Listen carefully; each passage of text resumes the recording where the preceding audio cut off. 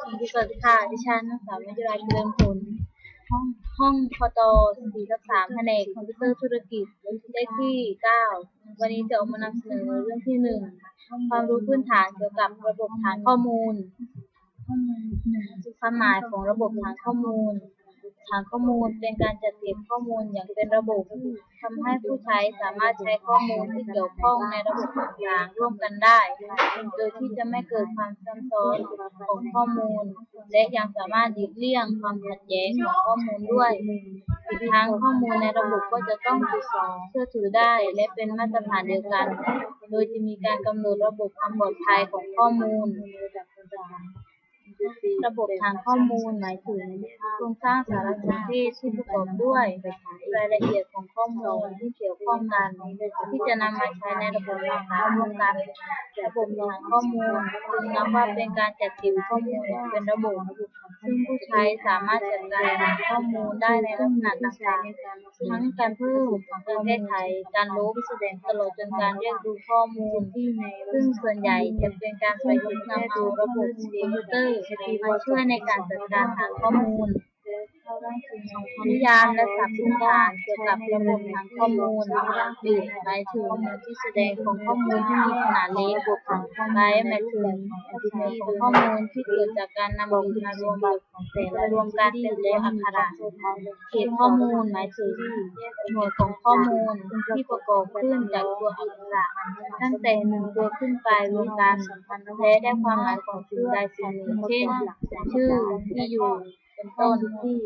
ทะเบียนหมายถึงและการเชื่อมโยงของข้อมูลที่เกิดจากการที่รวมเอาเขตข้อมูลหลายๆเขตมาได้เขตข้อมูลมารวมกันเพื่อเกิดเป็นข้อมูลเรื่องใดเรื่องหนึ่งเช่นข้อมูลของนักศึกษาหรือนักเรียนจะประกอบด้วยรหัสประจำตัวนักศึกษา1เขตข้อมูลชื่อนักศึกษา1เขตข้อมูลที่อยู่1เขตข้อมูลแฟ้มข้อมูลหมายถึงข้อมูลที่เกิดจากการนำข้อมูลหลายๆระบบที่เป็นเรื่องเดียวกันมารวมกันเช่นแฟ้มข้อมูลนักศึกษาแฟ้มข้อมูลลูกค้าแฟ้มข้อมูลพนักงานหมายถึงคุณสมบัติหรือลักษณะของ entity เช่น entity ลูกค้าประกอบด้วย entity ชื่อลูกค้าชื่อลูกค้าและเบอร์โทรศัพท์ entity พนักงานประกอบด้วย entity รหัสพนักงานชื่อพนักงานที่อยู่พนักงานเงินเดือนตำแหน่งรหัสแผนกเป็นต้น 4. การออกแบบฐานข้อมูลเชิงสัมพันธ์แบบจำลองความสัมพันธ์ระหว่างข้อมูลแบบจำลองความสัมพันธ์ระหว่างข้อมูลจะใช้เป็นเครื่องมือที่ช่วยในการออกแบบฐานข้อมูลในระดับเดียวพื้นแสดงถึงรายละเอียดและความสัมพันธ์ของข้อมูลต่างๆในระบบเป็นภาพรวมขั้นตอนในการออกแบบฐานข้อมูลโดยใช้แบบจำลองความสัมพันธ์ระหว่างข้อมูลดังนี้คือ 4.1 ศึกษาถึงหน้าที่งานของระบบคือเก็บรายละเอียดต่างๆเกี่ยวกับขั้นตอนการทำงานและข้อมูลที่เกี่ยวข้อง 4.2 กำหนด entity โดยนำข้อมูลต่างๆที่รวบรวมได้มาออกแบบจากข้อมูลจะต้องมี entity อะไรบ้างรวมไปถึง entity on air และประเภทอื่นๆด้วย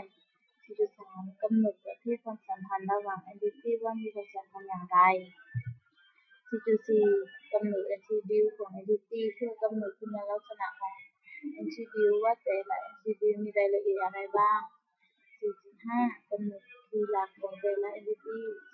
4.6 นำรายละเอียดข้อที่ 4.2 ถึง 4.5 มาเขียนและจำลองความสัมพันธ์ระหว่างข้อมูล 5. การเปลี่ยนแปลงข้อมูลจากแบบจำลองความสัมพันธ์ระหว่างข้อมูลมาเป็นฐานข้อมูลเชิงสัมพันธ์แบบจำลองความสัมพันธ์ระหว่างข้อมูลทำให้มองเห็นภาพรวมของระบบฐานข้อมูลซึ่งประกอบด้วย entity attribute และความสัมพันธ์ระหว่าง entity ว่าเป็นอย่างไรการเปลี่ยนแปลงแบบจำลองความสัมพันธ์ระหว่างข้อมูลให้อยู่ในรูปแบบฐานข้อมูลเชิงสัมพันธ์